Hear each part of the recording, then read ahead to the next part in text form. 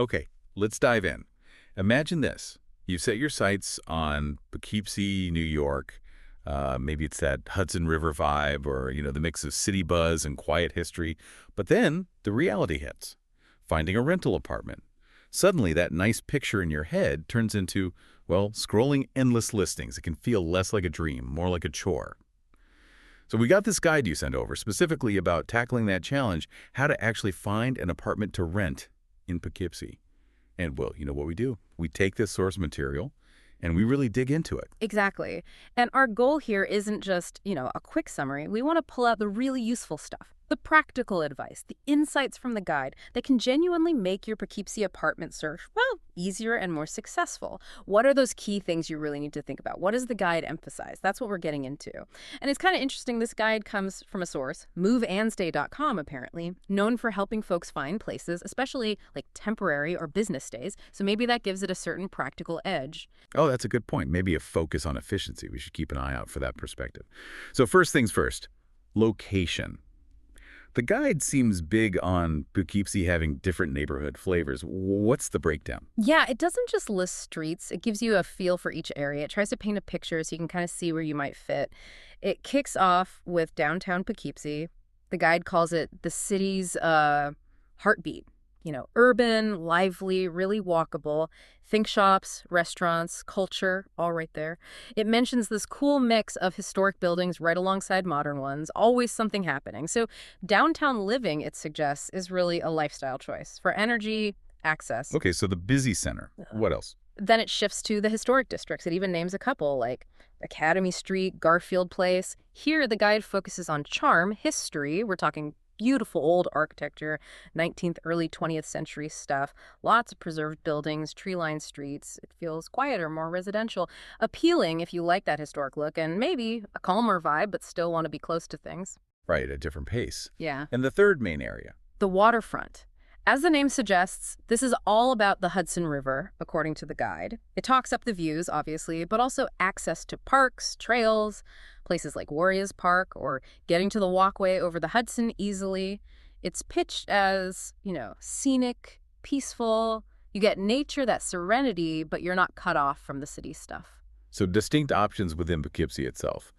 But the guide looks beyond the city limits too, right? What about nearby towns? Exactly. Sometimes the best fit is just outside. The guide suggests checking out places like Wappingers Falls, Hyde Park, and New Paltz. Each one offers something a bit different. Wappingers Falls, for instance. The guide hints this could be your spot if budget is like a major factor. Might find more variety in rental sizes there, maybe even houses, often costing less than in Poughkeepsie proper. It's about value. Okay, potentially more bang for your buck. What about Hyde Park? Hyde Park, famous for the Roosevelt stuff, right? The guide points to condos there. You might find communities with built-in perks like pools or gyms, sort of a more managed, amenity-rich lifestyle compared to renting a single apartment. Gotcha. A different community feel. And New Paltz. New Paltz has its own unique character tied to the university and the mountains, the gunks. The guide mentions townhouses being common there. It appeals to an artsy, outdoorsy crowd. You might get things like a private yard, which can be tougher to find in the city. So it really comes down to your priorities, doesn't it? Budget, amenities, commute, vibe. The guide makes you think about what matters most to you. That totally makes sense. Location is way more than just an address. Okay, so you've narrowed down the where. Now, the apartment itself. How does the guide suggest figuring out the right size? Right, because enough space is so subjective. The guide connects the sizes to how you actually live. It starts with the studio. Smallest one, usually 400 to 600 square feet, give or take. The guide frames it as good for minimalists or people who are out and about a lot. Uses the neighborhood as their living room, kind of. It's the most affordable, sure, but the real question is, are you cool with everything living, sleeping, cooking in one main space? Yeah, gotta be honest with yourself there. What's the next step up? The one bedroom. The classic choice for singles or couples who want, separation, usually around 600 to 800 square feet, gives you that distinct bedroom. And the guide notes this is where you might start seeing more extras, like maybe a little balcony or even laundry inside the unit. More defined space, more convenience potential. Okay, the standard, and then bigger options. 2 bedrooms and up. So 800 square feet plus. The guide links this to specific needs: small families, roommates, sharing costs, or needing a dedicated office or guest space. But it also flags the trade-off very clearly. More space equals higher rent. And let's face it, more cleaning. The advice is really think about how you live day to day. What space do you truly need? Not just what sounds nice. It even suggests, hey, if you're stuck, talk to a real estate agent. They see layouts all day, they know the local stock, they can help. That emphasis on lifestyle honesty is key. It's easy to overestimate space needs. All right, beyond size and location, what about features, amenities inside the apartment or building? What does the guide highlight? This is where you filter down even more. The guide zeroes in on amenities that can be real make or break factors for people. Pet friendly comes up first. Crucial if you have pets, obviously. But the guide says don't just look for a yes. Dig deeper. What kind of pets? Cats only. Small dogs. Are there breed restrictions, weight limits? And what about extra costs? Pet fees, monthly pet rent. The guide says figure this out early so you don't waste time looking at places that won't work. Super important detail. What else? Furnished apartments. The guide discusses these mainly for convenience. Makes sense with that source background, right? Good for temporary stays, business folks, people starting out. Saves the huge hassle of buying and moving furniture. It usually includes the basics: bed, sofa, table, kitchen essentials. But the guide is clear, this convenience costs more per month than an empty place. Right, you pay for the ease. Anything else major? Utilities included.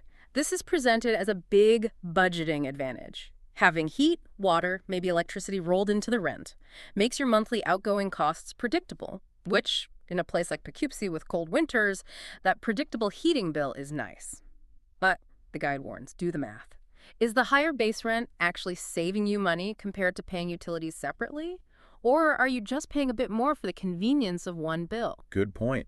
You got to compare. And the guide also mentions, modern search websites and apps. They let you filter by all these things: pets, furnish, utilities, which makes the whole process way less painful. Saves you scrolling through tons of places that just aren't right. Yeah, those filters are lifesavers.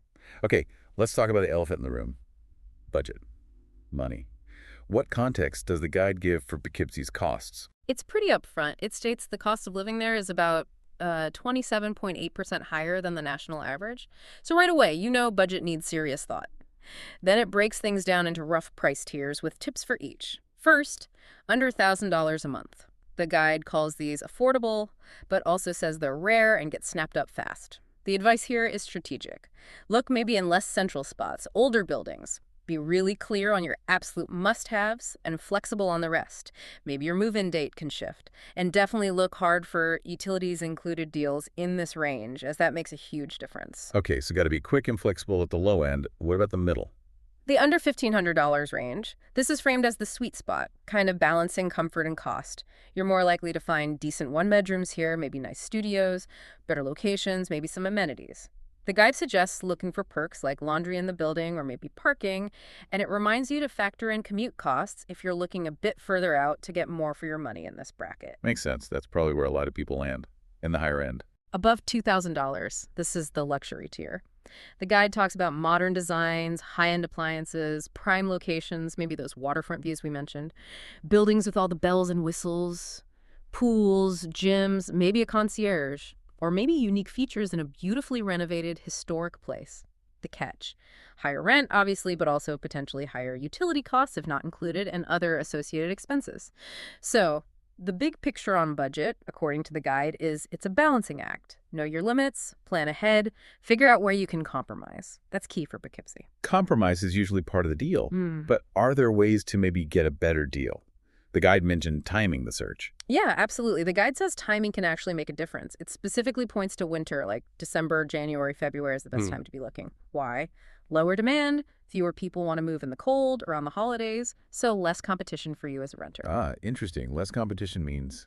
More bargaining power, potentially. Landlords might be more eager to fill empty units. The guide suggests they might throw in perks, maybe free parking for a few months, waive a fee, maybe even include some utilities to seal the deal. Okay, so braving the cold could pay off. How do you actually negotiate, though? Any tips there? The guide gives some practical advice. First, do your homework. Know the average rent for similar places in that neighborhood. Then, don't be afraid to ask. Ask about including utilities or maybe a discount on amenity fees. Another idea it floats: offer a longer lease, like 15 or 18 months instead of 12. Landlords like stability, so they might give you a slightly lower monthly rent for that longer commitment. Use that winter slowdown. That's a solid, actionable tip. Feels like a real insider insight. Okay, lastly, the guide mentions specialty housing, recognizing not everyone needs a standard apartment. Who's this for? Right. This part shows the guide is thinking about different life stages and needs. It covers a few specific categories. Senior housing is one, communities specifically for older adults. The guide actually names one, Admiral Wimham F. Halsey Senior Village, and gives a rent range for its one bedrooms $933 to $982, though that price is probably specific to when the guide was written. The key things it mentions are the amenities geared towards seniors, maybe some health services on site, social activities, that kind of supportive environment. Okay, catering to specific needs. What else? Student housing. Makes sense with Vassar and other colleges around.